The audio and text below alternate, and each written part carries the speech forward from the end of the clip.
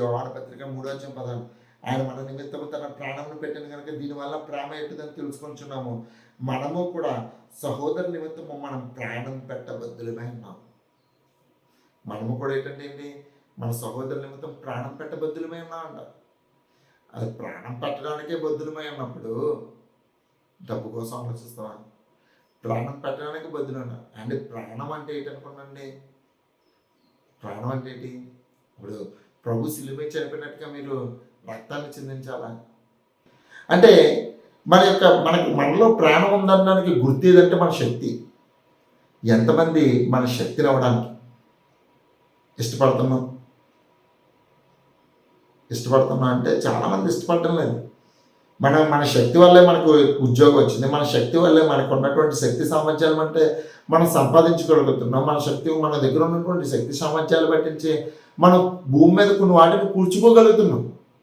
మరి ఇలాగ కూర్చుకున్న దాంట్లో మనము మన బలాన్ని, మన శక్తిని ఇచ్చినట్లయితే ప్రాణాన్ని ఇచ్చినట్టే ప్రియమైన వల్ల. కొంతమంది డబ్బు ఇచ్చారు, కొంతమంది అయితే తన శారీరక శక్తిని ఇచ్చారు, కొంతమంది ఏంటంటే ఫిజికల్గా వెళ్ళారు, కొంతమంది నానా రకాలుగా ఈ చచ్చిపోయిన వాడిని ఎలాగైనా బ్రతికించాలి, ప్రభుపక్షంగా నిలబడ్డాలని అనేకమైనటువంటి ప్రయత్నాలు ప్రతి నిత్యము చేస్తూనే ఉన్నాడు. అందుకనే పౌలు గారు కూడా ఒక మాట రాస్తున్నాడు, అపోస్తలుల గారు చెప్తాను, విత్తనం నాటినవాడు ఎంత గొప్పవాడు, నీళ్లు పోసేవాడు కూడా అంత గొప్పవాడు. ఇద్దరు కూడా పరిచయం జరిగిస్తున్నాడు. వృద్ధి కలగజేసేది దేవుడే కదా. ఇప్పుడు నేను వాక్యం ప్రకటించినా, మీరు వాక్యం ప్రకటించినా, నేను విన్నా, మీరు విన్నా, మనలో ఉన్నటువంటి వాక్యం మనలో వృద్ధి కలిగించాలి కదా. ఆ వృద్ధి ఏంటంటే ఎదుటివాడికి సహాయం చేయడమే వృద్ధి.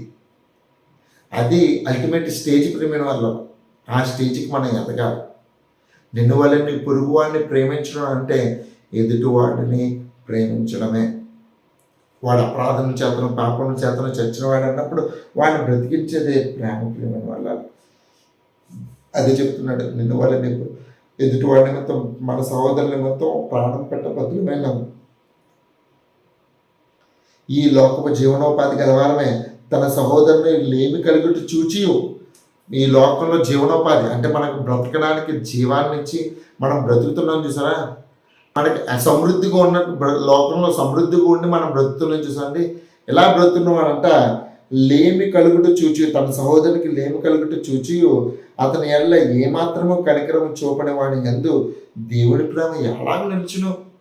అసలు దేవుని ప్రేమ వ్యక్తులు నిలబడాలని అంటే కష్టకాలం నుండి తన సోదరుడికి సహాయం చేయలేకపోతే అసలు అతనిలో దేవుని యొక్క ప్రేమే లేనట్టు కదా. అసలు చాలామంది ఎదుటివాడిని కష్టకాలంలో అసలు సహాయం చేయకపోతే దేవుని యొక్క ప్రేమ అనేది.